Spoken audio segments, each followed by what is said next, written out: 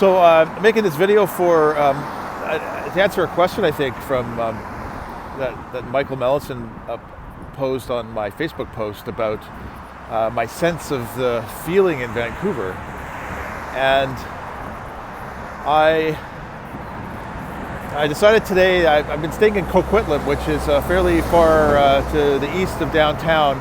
I decided today, instead of driving, I was going to hop on the SkyTrain and kind of get on the ground to get a sense of what's happening.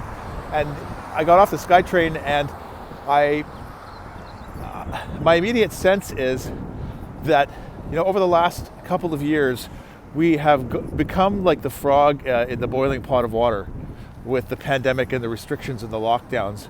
And, so the city of Ottawa changed so radically that after the end of the first lockdown, or actually during, I went out for bike rides with a couple of friends, and, we were socially distanced. But there was no cars on any of the main streets downtown. You could ride anywhere. And that was the case, I'm sure, wherever you were. And we have kind of slowly been opening up again, but there's a sense that we have collectively, I think, of still of an unconscious level of fear and concern and maybe even disgust. Jordan Peterson talks about disgust sensitivity. And we aren't living our lives the same way we were before. So I grew up in Vancouver. I spent 20 years here. In the 90s, I went to UBC. I was in the creative writing department. You may know of a writer by the name of Stephen Galloway. Stephen was one of my classmates, an undergrad cohort, and they only take about 15 or 18 people a year into the program. So we were very close, and we collaborated with a couple of other people in the writing department to form a writers group. And I spent a lot of time. I just got off the SkyTrain near Commercial Drive in Broadway. We spent a lot of time at places like the Railway Club and various cafes, and collaborating with other artists and writers and actors, creative artists. And I spent a lot of time on the ground. I cycle commuted here for 5 years year-round, such as the weather gives us the opportunity to do here in Vancouver. And I really got a sense of the spirit of the city.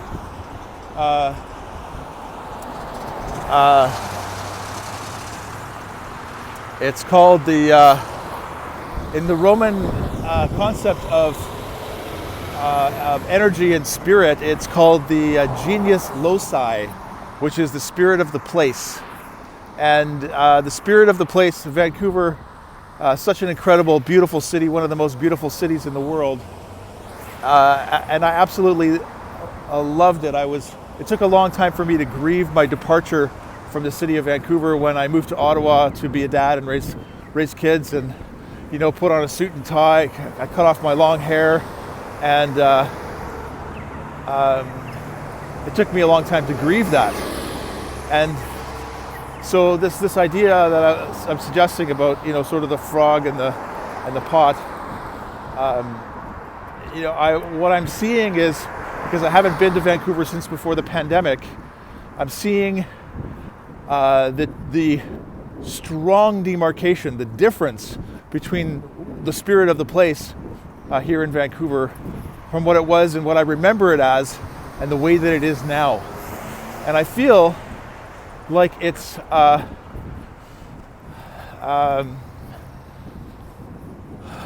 changed. I feel like it's rather lifeless. I feel like the movement in the city seems to be driven by necessity rather than pleasure, rather than creativity, rather than commerce, rather than and it feels empty and lifeless still.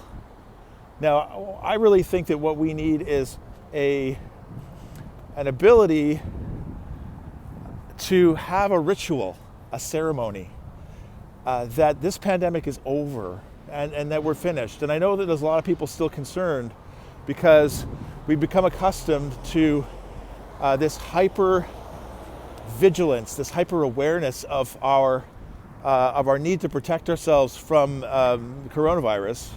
And we've established routines that we've forgotten what it was like to be before And there is, here we go. You might be able to see the mountains in the background there. Yeah, there we are. I'm walking along Broadway. I decided I was going to walk the 16 blocks from Broadway and Commercial to Ontario Street and Main Street, and record some of my thoughts and my experience about this.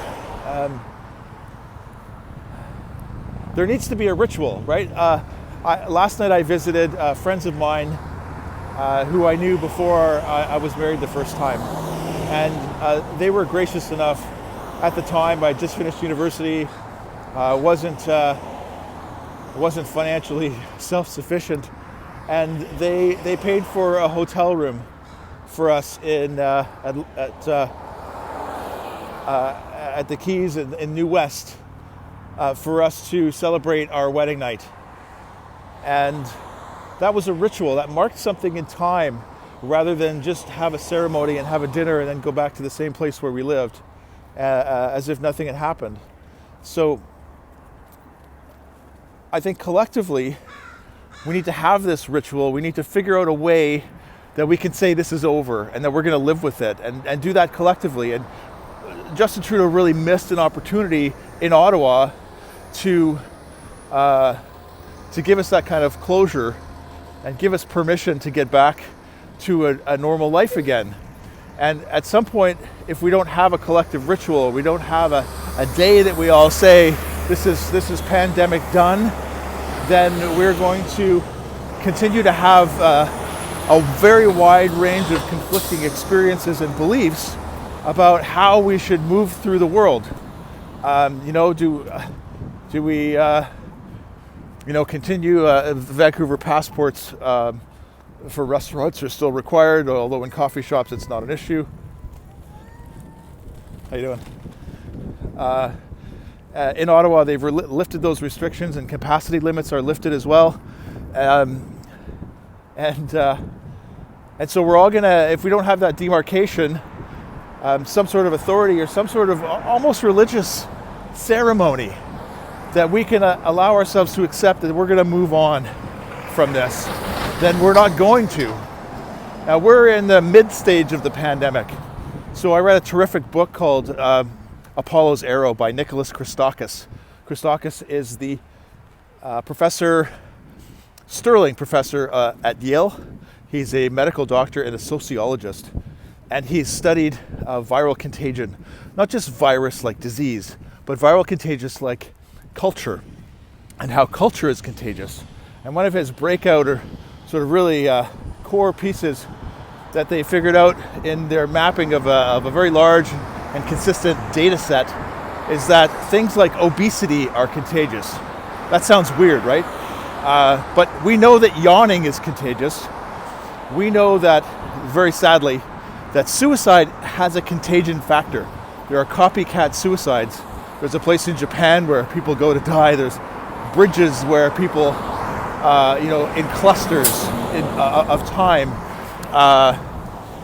kill themselves. There are cases in California and cases in other places where, I read a book called Strange Contagion, and there were high school students that were stepping in front of trains. And the first one did it, and it was horrible. And then the second one did it. And over the course of years, many did it. And that is a sort of resonance of mind that's deeply, deeply toxic and dangerous.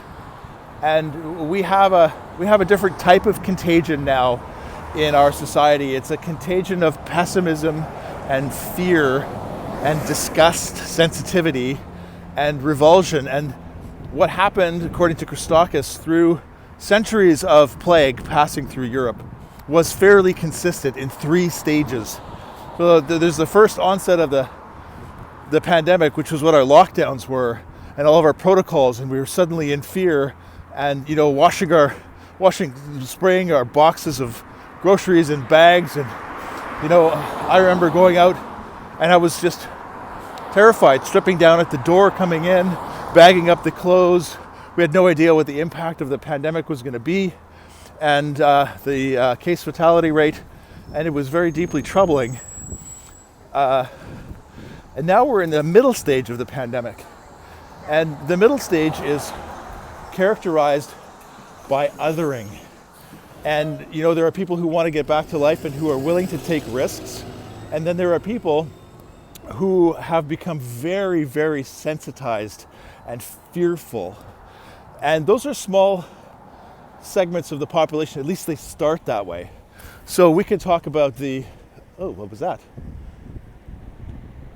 Whoop. Tracking. We could talk about anti-vaxxers, for example. We've had anti-vaxxers for decades, and they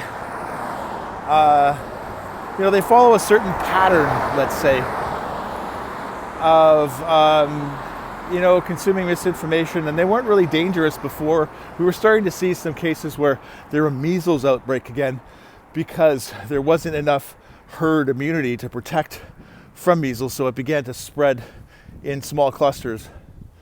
But the middle stage of this pandemic, Christakis talked about how minorities in communities in Europe, Jews particularly, but gypsies and certain tradespeople or people of other travelers and that sort of thing, and the communities, witches, another one, became the scapegoats for the fears of everybody in the community. And there would be people within those communities who would whip up and foment the fear. And that fear became contagious, and it clustered and turned into mass hysterias. And so we had witch trials, and we had tarring and featherings, and we had people being torn apart in the town square. This is all playing itself out again here in our mid-stage of the pandemic. And it's important for us to do a couple of things, I think. So I'm carrying with me several copies of a book called On Tyranny by Timothy Snyder. And Timothy Snyder has studied totalitarian regimes in Eastern Europe, how they took hold, how they were combated, how they were overcome in some cases. And he wrote this book, very simple kind of pocket book, that outlines 20 things that we can do to combat a type of mass hysteria or a mass psychosis that is totalitarian and oppressive, where people get whipped up in mobs against other people in their society and in their communities. And this is what we know as racism. And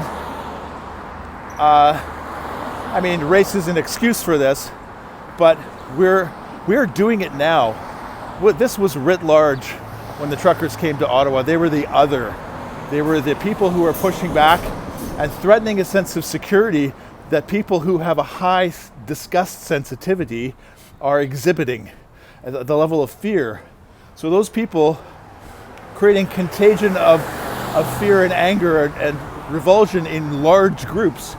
And I think about 80% of the population of Ottawa was affected by this in a mass formation during the Ottawa truckers protest. And there's so much I want to talk about. But look, Michael, I think what it is that we're not back to life yet. And there's still a sense of guardedness, that freedom, that happy spirit of the place, the genius loci of Vancouver has been forgotten. And we need to remember collectively what that spirit was, this spirit of all of our communities and our workplaces and our friendships, and allow ourselves to now accept that this is done.